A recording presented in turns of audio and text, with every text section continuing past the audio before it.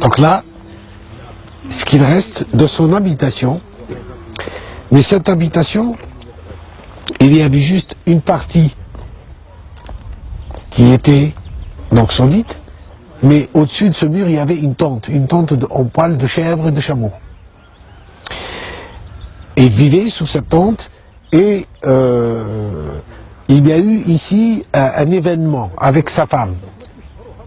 Sa femme doutait de lui, doutait de cet homme, doutait de la spiritualité de cet homme, et quand il lui racontait qu'il voyait le prophète, elle ne le croyait pas. Et un jour,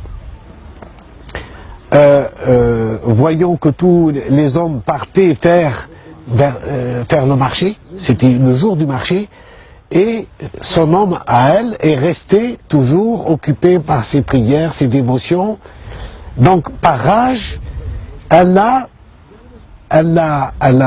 pris un livre ou un de ses manuscrits, elle les a déchirés, et en disant à elle-même, eh ben on va voir ce qu'on va manger ce soir. Je vais lui donner son manuscrit à manger. Quand il me demandera le soir de lui servir à manger, je vais lui servir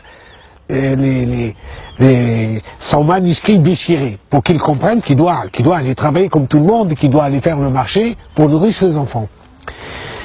Le soir arrive, et il lui demande effectivement d'aller chercher à manger. Elle va vers l'endroit où elle avait déchiré, et elle trouve à cet endroit-là un plat fumant. Un plat de couscous avec de la viande, avec tous les légumes.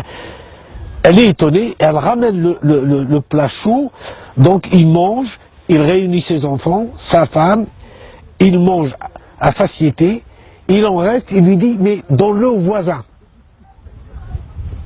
Et là, elle est prise d'un... Donc ce doute se dissipe chez elle, elle lui dit, maintenant je te crois, tu as vu le prophète, mais fais-moi la promesse que moi aussi je peux le voir. Il lui a dit, tu peux pas, tu ne pourras pas, tu n'as pas, ta vision n'est pas assez claire, ton cœur n'est pas assez pur, c'est un danger pour toi, tu vas être en danger. Elle insiste tellement, alors il l'a mis en garde, et il lui a dit, écoute-moi, si tu vois cette lumière du prophète, tu vas soit mourir, soit devenir aveugle. Elle dit, j'accepte. Et sous sa tente, il va faire l'invocation, et le prophète, ou cette lumière dont il parle, va se présenter à lui, sa femme va la voir, et effectivement, elle devient aveugle.